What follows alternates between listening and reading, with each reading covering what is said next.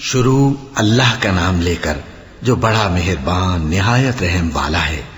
الف لام میم، یہ کتاب یعنی قرآن مجید، اس میں کچھ شک نہیں کہ اللہ کا کلام ہے، پرہیزگاروں کے لیے رہنما ہے جو غیب پر ایمان لاتے اور آداب کے ساتھ نماز پڑھتے اور جو کچھ ہم نے ان کو عطا فرمایا ہے اس میں سے خرچ کرتے ہیں، اور جو کتاب اے پیغمبر تم پر نازل ہوئی اور جو کتابیں تم سے پہلے پیغمبروں پر نازل ہوئیں سب پر ایمان لاتے اور آخرت کا یقین رکھتے ہیں۔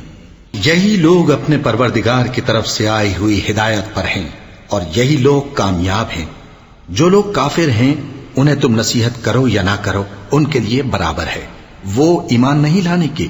اللہ نے ان کے دلوں اور کانوں پر مہر لگا رکھی ہے اور ان کی آنکھوں پر پردہ پڑا ہوا ہے اور ان کے لیے بڑا عذاب تیار ہے۔ اور بعض لوگ ایسے ہیں جو کہتے ہیں کہ ہم اللہ پر اور روز آخر پر ایمان رکھتے ہیں، حالانکہ وہ ایمان نہیں رکھتے۔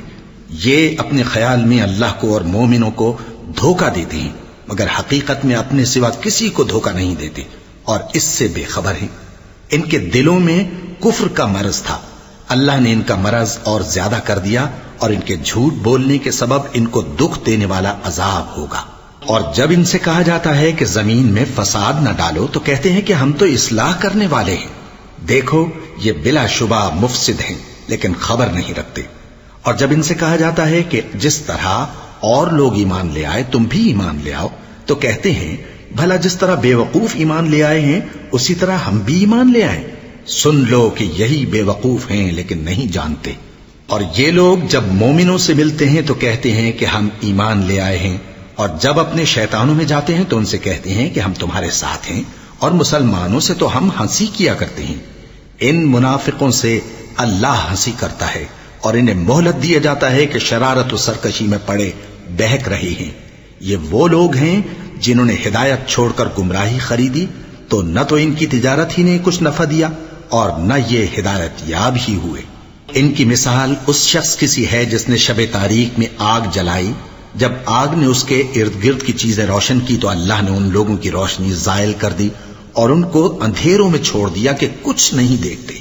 یہ بہرے ہیں، گونگے ہیں، اندھے ہیں کہ کسی طرح سیدھے رستے کی طرف لوٹ ہی نہیں سکتے۔ یا ان کی مثال میں کسی ہے کہ آسمان سے برس رہا ہو اور اس میں اندھیرے پر اندھیرا چھا رہا ہو اور بادل گرج رہا ہو اور بجلی کوند رہی ہو تو یہ کڑک سے ڈر کر موت کے خوف سے کانوں میں انگلیاں دے لے۔ اور اللہ کافروں کو ہر طرف سے گھیرے ہوئے ہے، قریب ہے کہ بجلی کی چمک ان کی آنکھوں کی بصارت کو اچک لے جائے۔